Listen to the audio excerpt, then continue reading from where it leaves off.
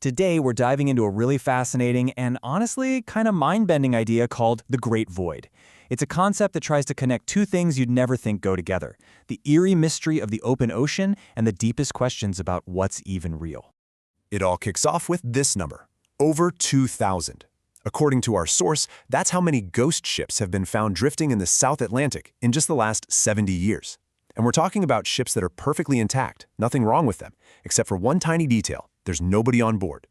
And that, right there, is the single haunting question that hangs over every single one of these discoveries. It's not a story about a shipwreck.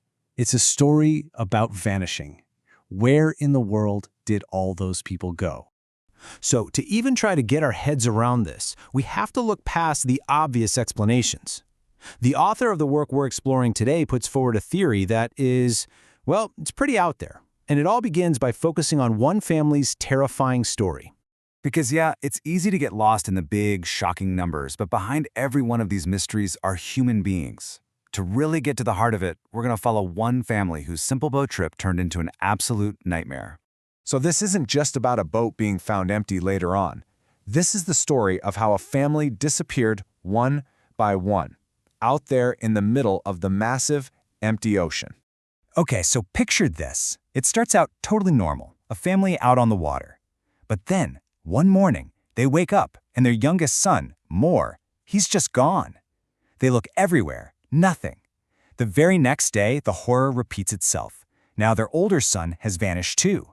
No sign of a struggle, no rational explanation, except for one little detail. The day before it all started, they had all eaten some kind of strange fish roe.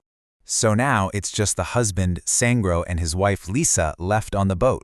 And this terrible, awful suspicion starts to grow in Sangro's mind, connecting his missing sons to that weird food they ate.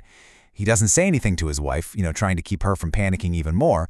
Instead, he just decides he's going to watch her, all night, secretly. And then, in the dead of night, he sees it. Lisa gets out of bed. Her eyes are wide open, but she looks completely blank, like she's in a trance. She walks to the back of the boat, stares down into the dark water, and she whispers these words into the night. "It's so wonderful. I'm coming." She starts climbing down the ladder, right into the sea. And in that split second, Sangras just lunges, grabs her, and yanks her back onto the deck right before she could disappear into that black water, just like his boys. Now the crazy part is, the next morning, Lisa doesn't remember any of it. But as Sangro tells her what happened, this vision comes flooding back to her. She says she saw this strange paradise, this amazing, beautiful world full of treasure and happy, cheerful people who are calling to her, telling her that the ladder off the side of the boat was the only way to join them. And this is the question at the very center of this whole explainer. What did she actually see? Was it a hallucination from that weird food? Was it a dream? Or, and this is where things get really wild, was it something else entirely? The author of our source proposes something radical. They say Lisa wasn't losing her mind. She was getting a real glimpse into a very real, unseen world that exists right alongside our own. They even have a name for it, the antimatter world. Now, it's really important to note this is not a physics term. For the author, this is a label for a parallel dimension that's literally made of all the things we consider unreal: our dreams, our imagination, our deepest illusions. And right here is the author's most shocking claim.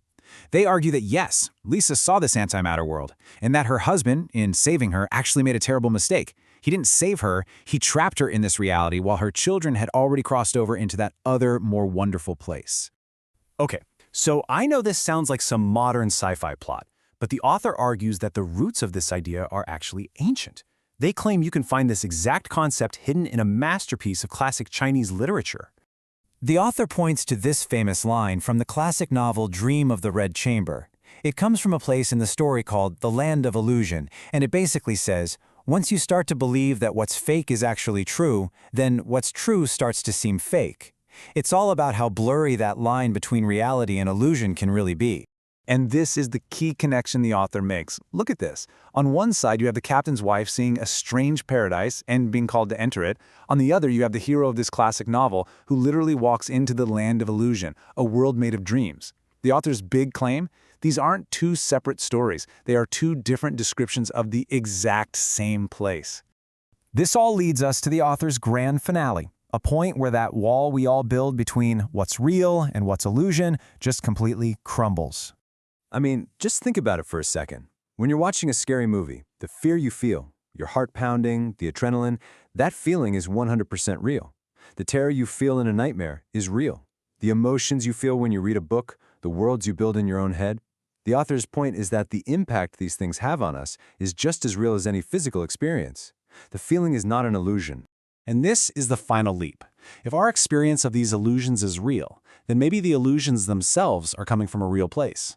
The author concludes that these realms, our dreams, our imagination, the land of illusion from the book, the paradise Lisa saw, they aren't just empty fantasies. They are windows into another tangible alternate world, the antimatter world. And so, we don't end with an answer. We end with the exact question the author leaves us with.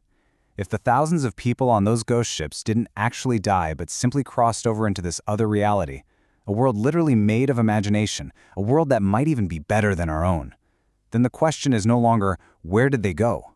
The question becomes, how can we enter this more wonderful world?